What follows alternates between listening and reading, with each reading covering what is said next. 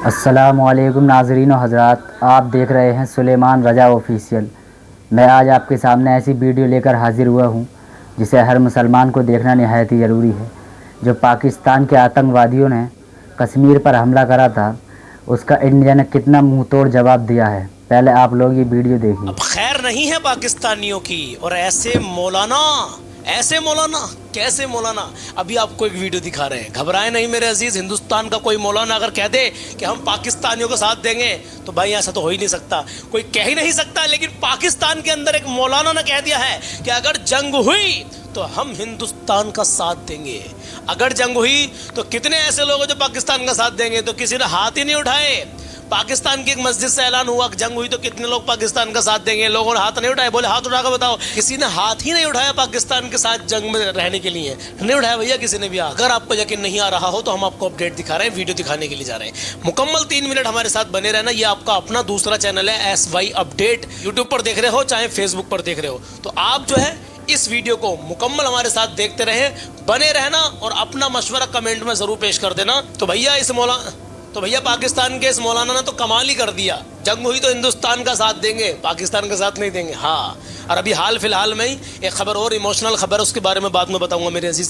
पहले इस खबर को देख लीजिए आप। पाकिस्तान हिंदुस्तान की जो जंग है इसके बारे में आपकी क्या राय है? तो मेरा आपसे सवाल है, ये बताएं, अगर पाकिस्तान हिंदुस्तान की जंग में आप में से कितने लोग पाकिस्तान का साथ देंगे? हाथ तरफ कम ही नजर आ रहे हैं। इसका मतलब है कि काफी समझ पैदा हो चुकी है। पाकिस्तान की राजधानी इस्लामाबाद की लाल मस्जिद में एक भी हाथ नहीं उठता।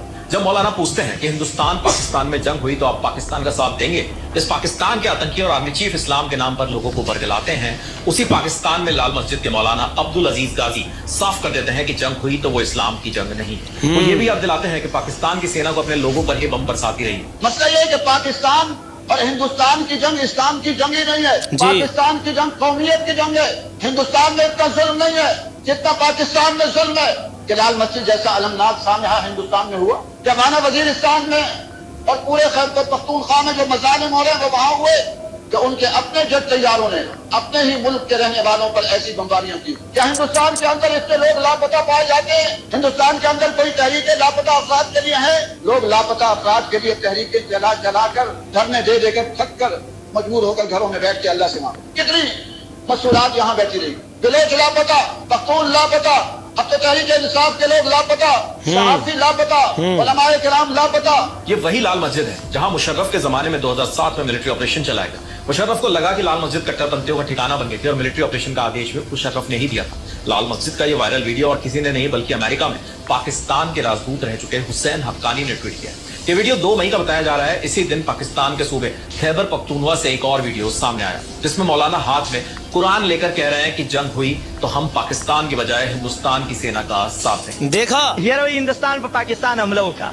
सुनो ईमान दायो खबर वाओ इकबल खबर मचकुम जची कल जेल कुम सफा सफावाय कनी सिमाउनी सा फजील के आगा उलमा आगा तुलमा कसम पर अल्लाह कुरान में मखतरे अगई बता दो आगा निकोली या अल्लाह पदे मुल्क दे हिंदुस्तान हमला वाला मुंग बदे इंदवान फौज मरगिर गिरजू दखल फौज मरगिर त्या न को दुमरा जुल्म नशी दा कुरान में तमखता को कदरो हुआ जवाब मां के बेईमान। पहलगाम हमले के 1 हफ्ते के पहले दिया गया पाकिस्तान के आर्मी चीफ असीम मुनीर का वो बयान हर कोई याद कर रहा है जिसमें वो हिंदू मुस्लिमों को अलग अलग होने 2 नेशन थ्योरी की बात कर रहे हैं, जबकि पाकिस्तान के लोग मौलाना उनकी हकीकत जानते हैं। इसी स्पीच में जनरल मुनीर ने कहा था कि बलूचिस्तान को अगले 10 नस्लें पाकिस्तान से अलग नहीं कर पाएंगे। उसका जवाब भी बलूचिस्तान के पूर्व CM अख्तर मेंगल की तरफ से आ गया है। बलूचिस्तान जो है, जो कि पाकिस्तान की डेस्टिनी है, ठीक है, जो कि पाकिस्तान के माथे का झूमर है, तुम 1500 बंदे कहोगे कि जी हम इसको ले जाएंगे, तुम्हारी अगली 10 नस्लें भी नहीं लेके जा सकती। इंशाल्लाह you will see that we will beat the hell of these terrorists very soon. Balochistan, you think this 1500 people belonging to BLA and BLF and DRA etc. can take away Balochistan from us? Pakistan के अंदर कितनी एकजुटता है इसका अंदाजा बाहर आ रहे इन videos से लग रहा है। बिल्कुल पंथियों का ठिकाना मानी जाती रही लाल मस्जिद के मौलाना तक भारत से जंग में पाकिस्तानी सेना के साथ नहीं है। पाकिस्तान का साथ देने के सवाल पर चुप्पी छा जा रही है। सेना से पूछा जा रहा है कि अपने लोगों पर बम क्यों गिराए, उन लापता लोगों का क्या हुआ जो पूछताछ के लिए उठाए गए फिर लौटकर कभी नहीं है। पाकिस्तान के आर्मी चीफ पंजाब के झेलम के एक फायरिंग रेंज में जाकर उनका हौसला बढ़ाने का वीडियो डाल रहा है लेकिन पाकिस्तान का एक बड़ा तबका जानता है कि भारत पाकिस्तान के बीच जो तनाव है उसका सबसे बड़ा जिम्मेदार जनरल मुनीर ही है। पाकिस्तान के आम लोगों के अलावा मौलाना भी ये बात जान रहे हैं। खैर, अभी हमारे सामने ये वीडियो आया जो कि आप तक पहुंचाना जरूरी था। तो कुछ सुना आपने, कुछ देखा आपने? पाकिस्तानी मौलाना कह रहे हैं कि अगर हिंदुस्तान से जंग हुई तो हम पाकिस्तानी सेना का साथ नहीं देंगे। एक मौलाना तो कह दिया कि भैया हम हिंदुस्तानी सेना का, हम हिंदुस्तान के लोगों का साथ देंगे। क्या यार, ये तो गुड न्यूज़ है ना, वाकई गुड न्यूज़ है। हिंदुस्तान की सेना का साथ देंगे पाकिस्तान के लोग, वाह क्या बात है। वीडियो के अंदर आपने भी सुना होगा कि जितना जुल्म पाकिस्तान में है इतना हिंदुस्तान में नहीं है। तो जो जान है, जो जिस पर गुजरती है उसी को पता चलता है भाई।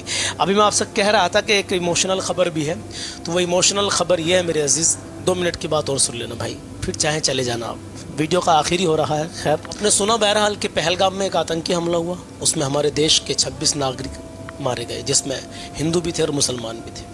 जिसमें हिंदुओं की संख्या ज़्यादा थी लेकिन कुछ मुसलमानों को भी टारगेट किया गया। मुसलमानों ने भी अपनी जान दी है, आप समझदार हैं, जानते हैं सब कुछ। लेकिन इसके बदले में हिंदुस्तान ने पाकिस्तान के 9 अड्डों पर, आतंकी अड्डों पर हमला किया। अभी परसों की बात है ये। जब हमला कर दिया भाई, तो हमला करने के बाद में हिंदुस्तान के अंदर जश्न मनाया जा रहा था।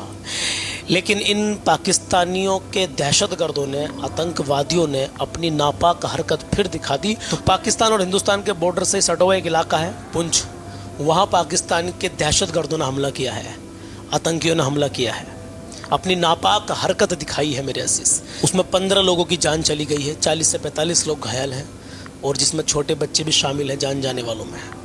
ये देखा आपने कैसी नापाक हरकत दिखाई है। अभी कल ही की बात है, रात की ही बात है।